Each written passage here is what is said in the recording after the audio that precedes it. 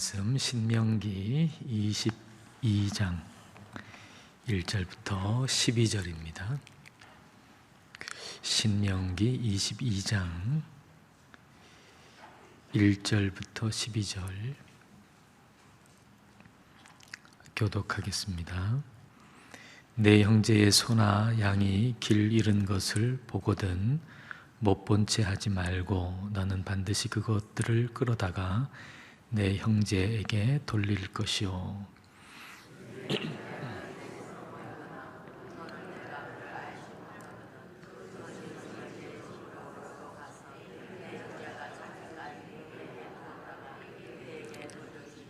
낙이라도 그리하고 의복이라도 그리하고 형제가 잃어버린 어떤 것이든지 내가 얻거든 다 그리하고 못 본 채 하지 말 것이며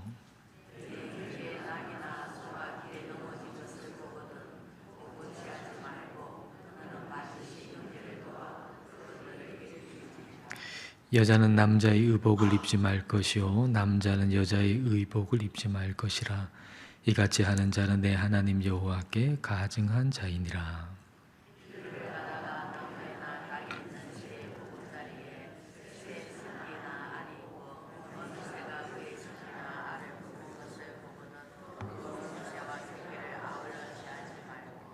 어미는 반드시 놓아줄 것이요 새끼는 취하여도 되나니 그리하면 내가 복을 누리고 장수하리라.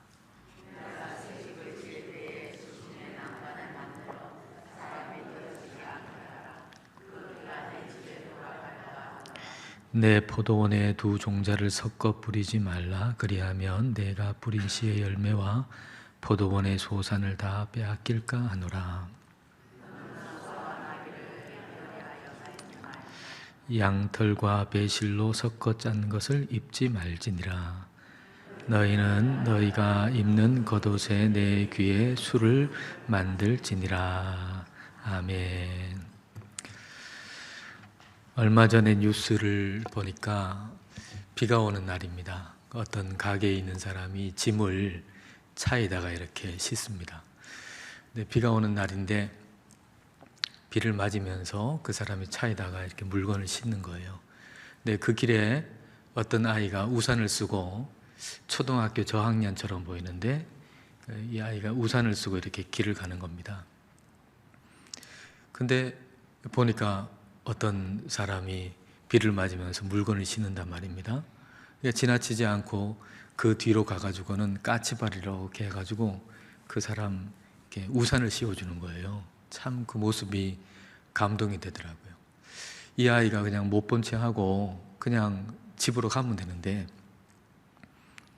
그 사람이 어른이 짐을 싣는데 비를 맞고 있으니까 내가 좀 우산을 씌워줘야 되겠다 그런 마음 가지고서 뒤에 가가지고 이렇게 까치발로 이렇게 우산을 씌워준 거예요. 도와준 거예요. 그러니까 하나님이 우리한테 만약에 우리가 뭔가를 도와줄 수 있는 상황이 생기면 못 본 채 하지 말고 도와줘라. 그렇게 우리한테 말씀을 하십니다. 자, 오늘 말씀 1절 말씀. 자, 함께 읽겠습니다. 내 형제의 소나 양이 길 잃은 것을 보거든 못 본 채 하지 말고 너는 반드시 그것들을 끌어다가 내 형제에게 돌릴 것이요. 이웃의 소나 양이 길을 잃었습니다. 그걸 봤습니다. 그러면은 그냥 놔두지 말고 못 본 채 하지 말고 그거 꼭 이웃에게 찾아서 돌려줘라. 그렇게 말씀하시는데 그게 이웃이 뭐 가까운 데 있는 사람이라면 그게 좀 수월할 일이겠지만은 그러나 좀 멀리 있으면은 그게 쉽지 않은 일이잖아요. 근데 가까운 데 있는 이웃에게만 그렇게 하지 말고 멀리 있을지라도 그렇게 하라고 말씀하고 계세요. 자, 2절 볼까요? 2절 말씀. 자, 읽겠습니다. 내 형제가 내게서 멀거나 또는 내가 그를 알지 못하거든 그 짐승을 내 집으로 끌고 가서 내 형제가 찾기까지 내게 두었다가 그에게 돌려줄지니. 그 이웃 동족이 멀리 있는 경우나 아니면 모르는 경우도 있을 거 아니에요. 모르는 사람일 수도 있을 거 아니에요. 그러면 그 짐승을 집에다가 데리고 있어서 그 먼 데 있는 그 이웃이 이제 알려가지고 올 때까지 그 뭐 소나 양이나 뭐 그 짐승을 먹이고 보호하고 데리고 있어라, 그런 얘기잖아요. 뭐 모르는 사람인 경우에는 누가 이 주인인지 알 때까지 이 짐승을 돌보고 지키고 먹이고 그렇게 해야 하는 거죠.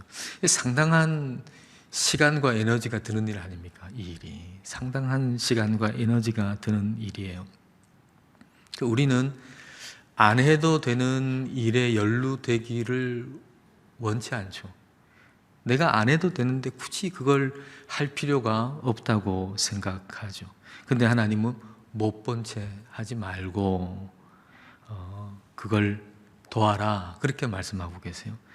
악한 일을 우리가 적극적으로 행하는 것도 죄가 되겠지만, 선한 일을 우리가 할 수 있는데 소극적으로 그 선한 일을 하지 않는 것, 그것도 역시 죄입니다. 야고보서 4장 17절이 이렇게 말씀하십니다. 같이 읽겠습니다. 그러므로 사람이 선을 행할 줄 알고도 행하지 아니하면 죄니라. 선을 행할 줄 알고도 행하지 않으면 죄다, 그렇게 말씀하십니다. 도울 수가 있는데 돕지 않는 것은 죄다, 그런 말씀이죠. 이런 말이 있어요. 악이 승리하기 위해서 필요한 단 한 가지는 선한 사람이 아무것도 하지 않는 것이다. 악이 이루어지기 위해, 승리하기 위해서 필요한 단 한 가지, 그것은 선한 사람이 아무것도 하지 않는 것이다. 선한 사람이 선한 일을 하지 않고 가만히 있으면 악이 승리한다는 겁니다. 그렇기 때문에 어떤 일이, 어떤 상황이 우리 눈에 들어왔을 때 우리가 할 수 있는 선한 일을 해야 된다는 거예요. 우리 눈에 어떤 상황이 이렇게 들어올 때 그때 그 상황에서 우리가 할 수 있는 선한 일을 해야 한다는 겁니다. 문제가 되는 어떤 상황을 우리가 본다는 것은 우리에게 책임이 생겼다는 겁니다. 그걸 보기 전에는 책임이 없었지만 문제가 되는 어떤 상황을 내가 봤어요. 그러면 나한테 어떤 책임이 생기는 것입니다. 3절, 4절 볼까요? 자, 함께 읽겠습니다. 나귀라도 그리하고 의복이라도 그리하고 형제가 잃어버린 어떤 것이든지 내가 얻거든 다 그리하고 못 본 채 하지 말 것이며, 내 형제의 나귀나 소가 길에 넘어진 것을 보거든 못 본 채 하지 말고 너는 반드시 형제를 도와 그것들을 일으킬지니라. 나귀나 소가 길에서 넘어졌습니다. 주인이 그 나귀나 소를 일으키려고 막 안간 힘을 쓰고 있는 겁니다. 그걸 봤습니다. 그러면은 그 사람을 도와서 같이 그 나귀나 소를 일으키도록 도와주라는 거죠. 그러니까 그걸 볼 때 우리에게는 책임이 생기는 거예요. 문제가 되는 상황을 본 사람은 책임이 생기는 거예요. 책임이. 예배당 안에 이렇게 쓰레기가 하나 딱 떨어져 있는 걸 봤다면 그걸 치울 책임이 생기는 거예요. 교회 안에서 어떤 부분을 이렇게 봤어요. 그러면 그 일에 자꾸 내가 마음이 쓰여요.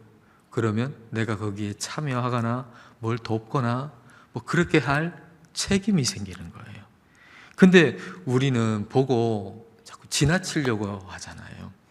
우리는 봤으면서도 지나치려고 하는 성향을 가지고 있어요. 선한 사마리아인에 대해서 예수님 말씀을 하시지 않았습니까? 어떤 사람이 예루살렘에서 여리고로 이렇게 내려가는 길에 강도를 만나가지고 이제 쓰러지게 됐는데 제사장이 그걸 봤어요. 봤는데 그냥 지나쳤잖아요. 자, 누가복음 10장 31절 32절. 자, 같이 읽을까요?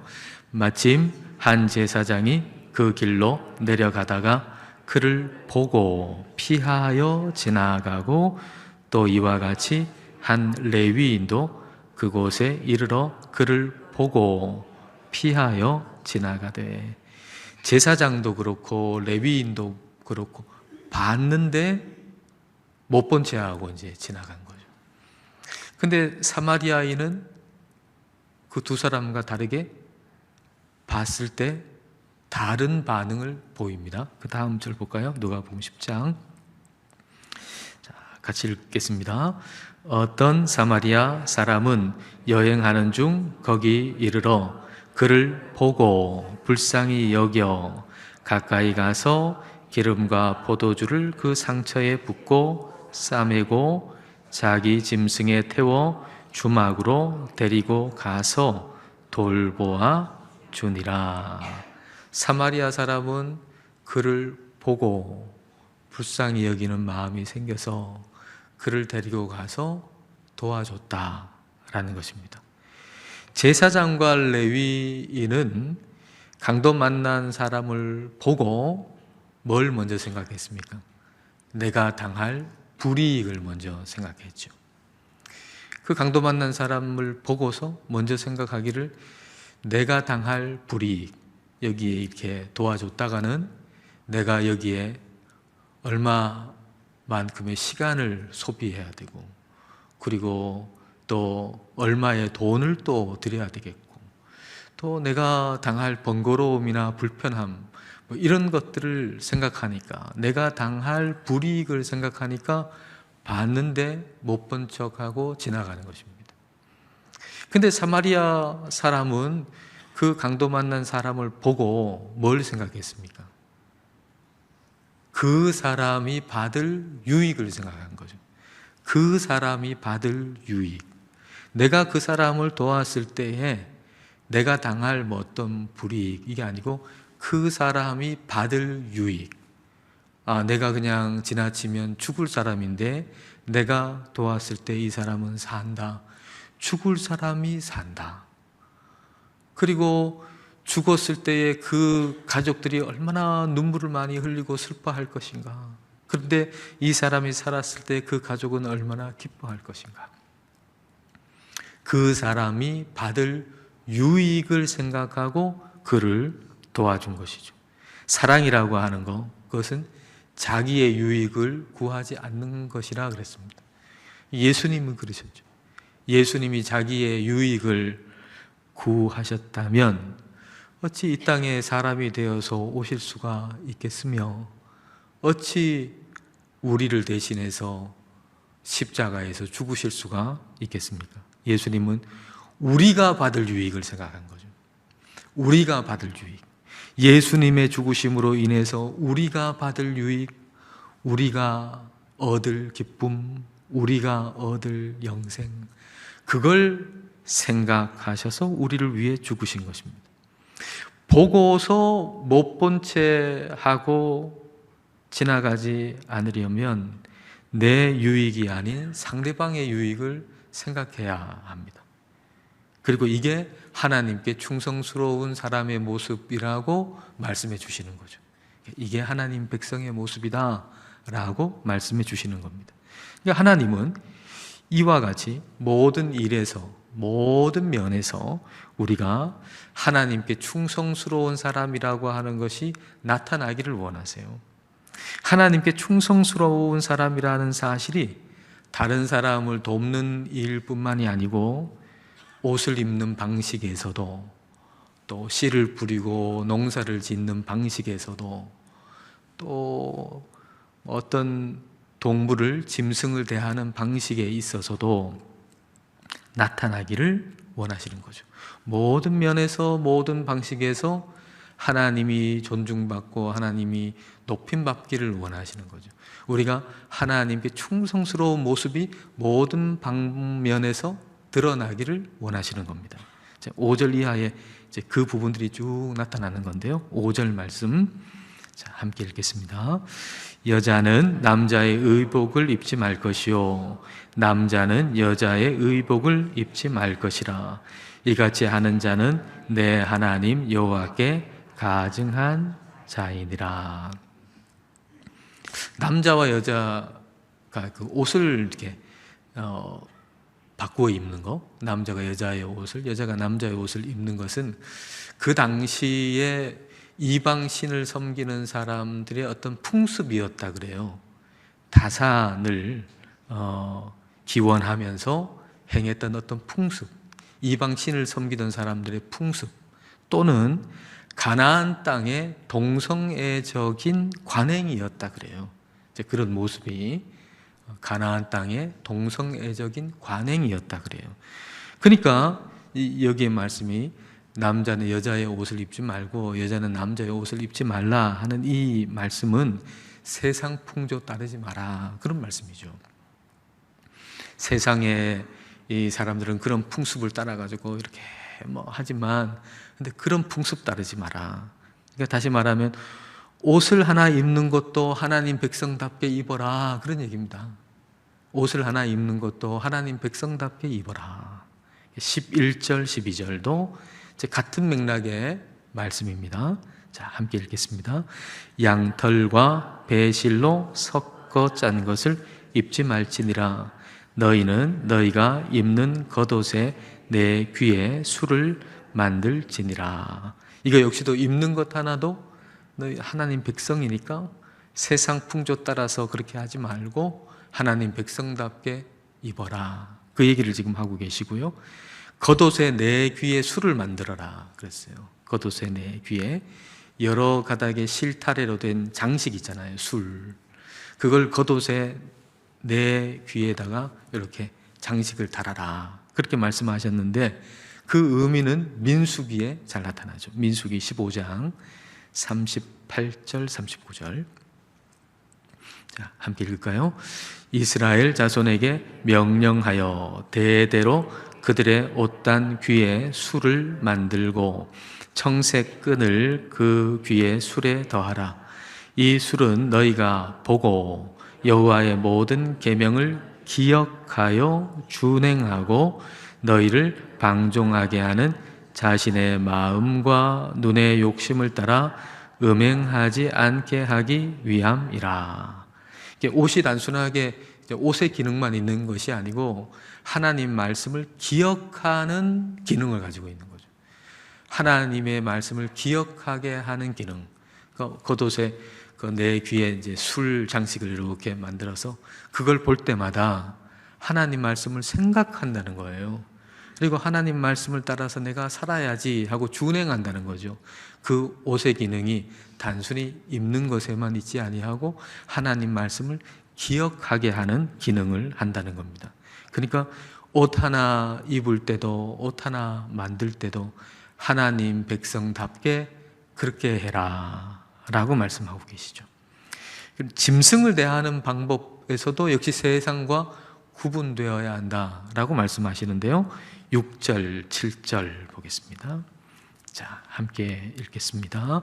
길을 가다가 나무에나 땅에 있는 새의 보금자리에 새 새끼나 알이 있고 어미 새가 그의 새끼나 알을 품은 것을 보거든 그 어미 새와 새끼를 아울러 취하지 말고 어미는 반드시 놓아줄 것이요 새끼는 취하여도 되나니 그리하면 내가 복을 누리고 장수하리라. 어미새하고 새끼하고 이렇게 같이 봤어요. 근데 그거를 같이 이렇게 다 잡아오지 마라. 새끼 새는 잡아올 수 있지만 어미 새는 놔둬라. 그래서 그 어미 새를 통해 가지고 또 생명이 이어질 수 있도록 그렇게 해라, 그런 말이죠. 이렇게 하는 것은 새 한 마리도 하나님의 것이기 때문이에요. 새 한 마리 별것 아닌 것 같은데 새 한 마리도 하나님의 것이니까 새를 대하는 태도가 별것 아닌 것처럼 여겨질지 몰라도 그 새 한 마리가 하나님의 것이기 때문에 그 새 한 마리를 하나님의 것으로 인정할 때 하나님이 큰 복을 약속하셨잖아요. 복을 받고 장수한다. 복을 받고 장수한다. 복을 누리고 장수한다라고 하는 이 엄청나게 큰 이 복을 약속하신 게 어떻게 할 때 주신다는 거예요? 대단한 게 아니고요. 너 길 가다가 어미새하고 새끼새하고 뭐 알이 있고 있는데 거기서 야 잘됐다 하고 몽땅 싹 가져와가지고 그렇게 하지 말고 새끼새만 싹 가지고 오는 그것에 대해서 약속하신 게 바로 이거란 말이죠. 약속하신 게 너무나도 작은 일 같은데, 아무것도 아닌 일 같은데 이 작은 일에 대한 약속이 대단히 크단 말이에요. 복을 누리고 장수한다. 즉 우리가 하나님의 것을 하나님의 것으로 인정하고 산다는 게 얼마나 중요한가를 얘기하는 겁니다.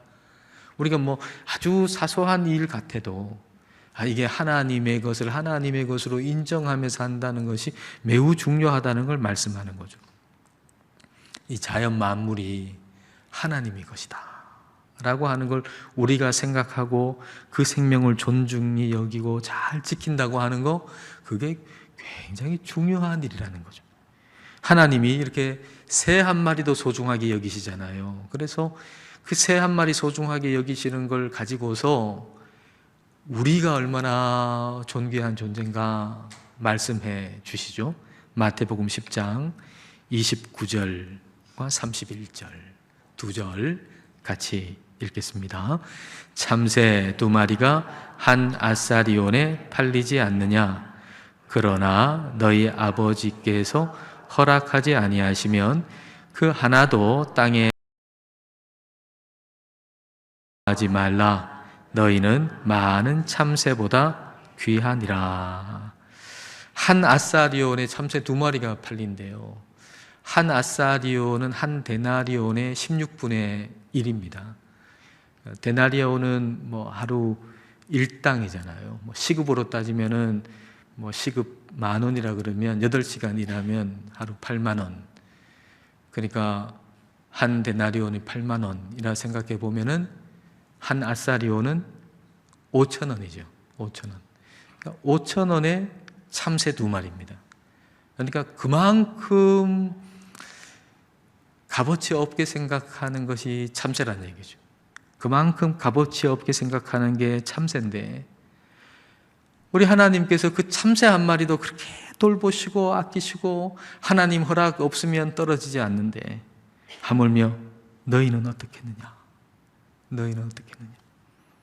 우리가 참새 한 마리도 하나님의 것으로 인정하면서 그 생명을 귀히 여기고 살면 우리 자신의 생명에 대해서도 아주 귀히 여기게 돼요. 참새 한 마리도 하나님의 것이기 때문에 우리가 소중히 여길 줄 알면 하나님의 자녀인 우리 자신에 대해서도 아주 귀하게 여길 줄 안단 말이에요. 자기 자신을 귀하게 여기지 않아서 불행한 일들이 얼마나 많이 있습니까? 근데 그 참새 한 마리 귀하게 여기는 마음을 가지면 하나님의 자녀인 우리 자신은 우리 자신의 생명에 대해서 귀하게 여기게 되고, 우리 자신을 좀 귀하게 여기면 다른 사람도 귀하게 여기는 마음을 우리는 가지게 됩니다. 우리는 다른 이의 생명을 소중하게 여겨야 됩니다. 8절 말씀. 자, 8절을 같이 읽겠습니다. 내가 새 집을 지을 때에 지붕에 난간을 만들어 사람이 떨어지지 않게 하라. 그 피가 내 집에 돌아갈까 하노라. 집을 지을 때, 이스라엘의 집을 지을 때 지붕에 난간을 만들어라, 그런 말씀입니다. 근데 그 이스라엘의 집은 지붕이 평평하잖아요. 그래서 그 위에 올라가 가지고 기도도 하고 또 모임도 가지고 그렇게 여러 가지 활동이 가능했던 게 그 이스라엘 집의 지붕인데, 난간을 만들지 않으면 거기서 떨어져 가지고 다칠 수 있잖아요. 또는 죽을 수 있잖아요. 그러니까 난간을 만들어라. 그러니까 지붕에 난간을 만들어라 라고 하는 것은 다른 사람을 배려하고 다른 사람의 생명을 존중하고 아껴라, 그런 얘기입니다. 그 난간 하나가 사람의 생명을 구할 수 있는 것이죠. 근데 이 구절 이렇게 읽을 때 참 감사한 일이 또 생각이 났어요. 우리 본당 건물이 이제 계단이 이렇게 이 형태가 가운데가 이렇게 비어 있잖아요. 계단의 이 형태 때문에 그 가운데가 쑥 비어 있어요. 공간이 생겨져 있는 거죠. 몇 해 전에 우리 장로님 중에 한 분이 그 밑에 그물을 만들어야 된다, 그런 말씀을 하셨어요. 그물을 만들어야 된다. 거기에 빈 공간이 1층부터 5층까지 쫙 지금 돼 있으니까 그 밑에 그물을 만들어야 된다. 그리고 그물을 거기에 설치를 한 겁니다. 그 덕분에 한 아이가 살았잖아요. 그 덕분에 그 아이가 거기로 떨어졌어요. 생각도 못했어요. 아이가 떨어질 거라고는 생각도 못했는데 아이가 거기에 떨어졌잖아요. 그물이 아이를 다 받쳐주잖아요. 근데 그물이 받쳐줬을 뿐만 아니라 하나님이 싹 안아주신 것 같아요. 하나님이 싹 안아주셨어요. 그래가지고 119 구급대원이 그날 와가지고는, 그게 주일 아닙니까? 119 구급대원이 와가지고는 그 모습을 보고 하나님이 계시긴 계신가 봅니다, 그래 얘기했잖아요. 그런 모습을 119 구급대원이 얼마나 많이 봤겠습니까? 위에서 떨어져가지고 뭐 그물이 있건 없건 뭐 그렇게 떨어져가지고 그 사고들을 많이 봤는데 이런 경우는 못 봤겠죠. 그러니까 하나님이 계시긴 계신가 봅니다. 여기 교회인데 하나님이 정말 계신가 봅니다. 이 아이가 어떻게 저렇게 떨어졌는데 이렇게 살 수가 있는가, 그렇게 그 119 구급대원이 얘기했다잖아요. 돌이켜보면 너무 감사하죠. 그동안에 그물 없을 때도 사고가 있을 수 있었는데 사고가 없었어요. 그동안에는. 그거 감사하죠. 그리고 그물을 설치해야 되겠다라고 우리 장로님의 마음속에 하나님이 그 마음을 주셨잖아요. 그거 얼마나 감사해요. 그런 마음을 주셨는데도 안 했으면 어떻게 될 뻔했어요. 그런데 하나님이 그런 마음을 주셨어요. 그리고 그걸 실행했어요. 그물을 설치했어요. 그러니까 생각해 볼수록 너무 감사한 일이죠. 하나님이 우리 애광교회 성도들을 눈동자같이 지키시는구나. 하나님이 정말 우리 애광교회 성도들을 눈동자같이 지키시는 거예요. 그걸 보여주신 거예요, 그날, 그 주일에. 그래서 우리가 그걸 잊으면 안 돼요. 하나님이 그날 한 아이를 탁 안아주시고 내가 이 아이를 지킨다. 그걸 통해 내가 너희를 지킨다. 내가 애광교회 성도들 한 사람 한 사람을 지킨다. 이걸 우리에게 말씀해 주신 거예요. 이렇게 보면은 지붕에 난간을 설치하라고 하는 하나님 말씀 들어가지고 손해볼 거 하나도 없잖아요. 하나님 백성을 위해서 명령하시는 거예요. 그러니까 하나님 말씀을 지켜서 손해볼 거 하나도 없습니다. 예? 여러분 머리를 자꾸 굴리지 마세요. 이 말씀을 지키면 나한테 유익이 될까 아닐까? 아니요. 하나님은 하나님의 말씀을 우리의 유익을 위해 주세요. 그래서 하나님 말씀대로 하면 손해 날 거 하나 없습니다. 이웃의 소유를 대하는 태도든지 옷을 입는 방식이든지 뭐 집을 짓든지 우리가 뭘 하든지 어디를 가든지 하나님 말씀을 따라서 그 모든 일에서 하나님을 향한 충성스러움이 드러나는 사람으로, 충성스러운 하나님 사람으로 살아가실 수 있기를 축복합니다.